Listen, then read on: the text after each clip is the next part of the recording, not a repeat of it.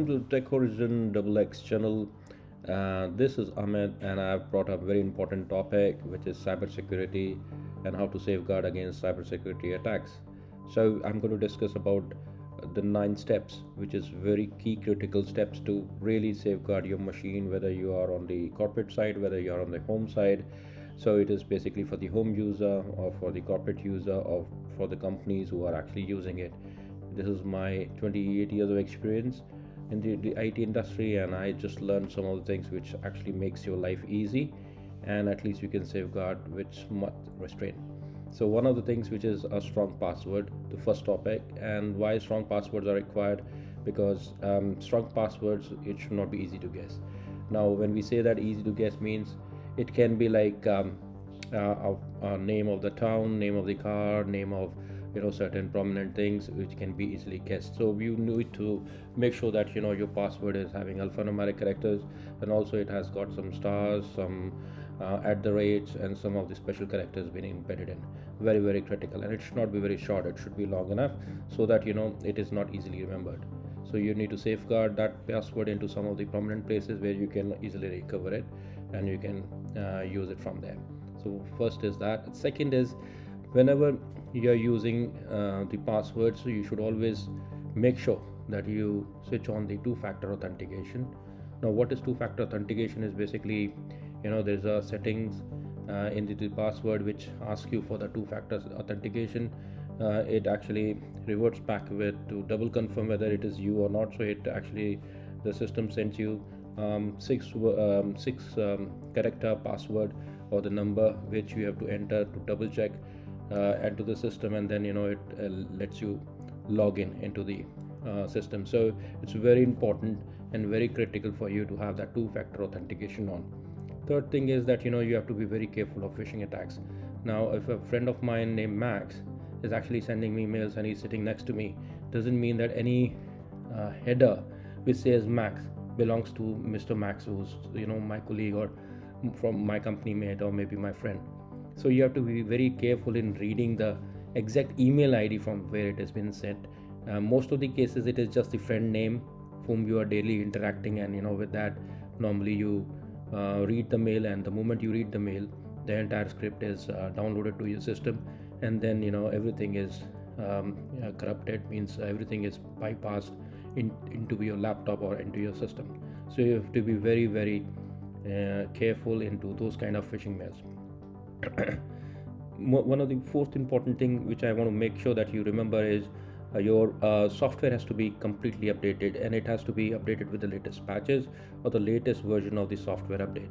Now why? Because the software applications also, they are making sure that the latest viruses, latest anti malware functions, and everything has to be taken care of into the latest patches. So it has to be must for everybody, whether it is in the corporate or in the home, have to use the latest patches, latest operating system patches, latest apps patches, so that to make sure that you are not getting affected by cyber attacks.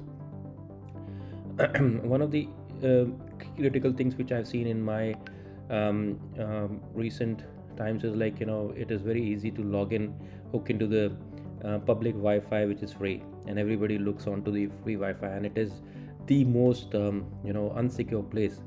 So what happens is like you have got some important urgent mail to respond to your office, or you have an important call to make, so you suddenly connect with the public Wi-Fi, and you make a call, and what happens is the free Wi-Fi actually doesn't guarantee you full security, and it gets your system hacked. So once your system is hacked, you see some scripts loaded to your system which passes the vital information to the person who has actually installed those scripts. So it is very, very important whenever you log into such places, you have to always use VPN, so that it encrypts the data from where you're logging in. Very, very key critical step. Another important thing which I remember is that there are certain encryption which are normally coming in, like in Windows I realize that BitLocker is there. In Mac you have File Vault, and in some of the servers you have similar encryption, enterprise grade encryption systems. Make sure that all your critical systems are encrypted, and it has always been kept like that. You should not never be leave your systems unencrypted, because it is always a chance to have those systems hacked by anyone within the system itself. So you need to make sure that only the eligible person should have the access, and the systems and the servers and the apps which are very critical in nature always be encrypted.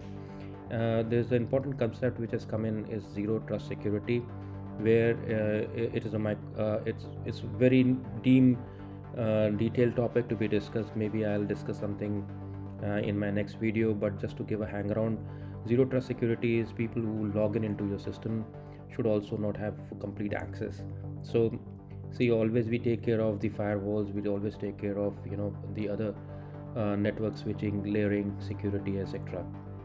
But we never thought that the companies who are actually, if the hacker is inside the system, what will happen. Now for that, zero trust security is there, where you have to give a privilege access. Even the privilege access has to be controlled in a way that only certain actions to be provided to those privilege access users also. So it is much more than that, but as I said, like, we'll discuss into the next video, but it has to be certainly thought about, the zero trust security. And always back up your data. Why? Because backup gives you kind of relief. And I have also seen one of the things into the organizations nowadays is that DR is available, which is disaster recovery. And most of the companies deny, saying that I don't require a DR because I am in the cloud, and I can always recover it. But you see that systems get hacked in Windows is also down. Imagine a production loss of 5 seconds, or maybe 5-10 seconds, can get into a kind of a um, thousands of dollars of loss. So never to get into that situation, always have a DR in place. And always the DR has to be completely replicated. You have to also see that whether DR, disaster recovery, has restored the data correctly. All critical systems should have the DR in place, and it's very important for the success of the organization. And in last but not least, the social media. Now we always keep our pictures, the sons so daughters birthdays, and other very open life of us into the social media, which makes hackers very easy to take care of those details, and do what they want to do. So my request is, be careful when you try to do that, and have limited access, and share very limited details to the social media, so that your systems and the other things should not get hampered or harmed. Thank you very much, and have a great day ahead, and I will come back with more. Bye bye.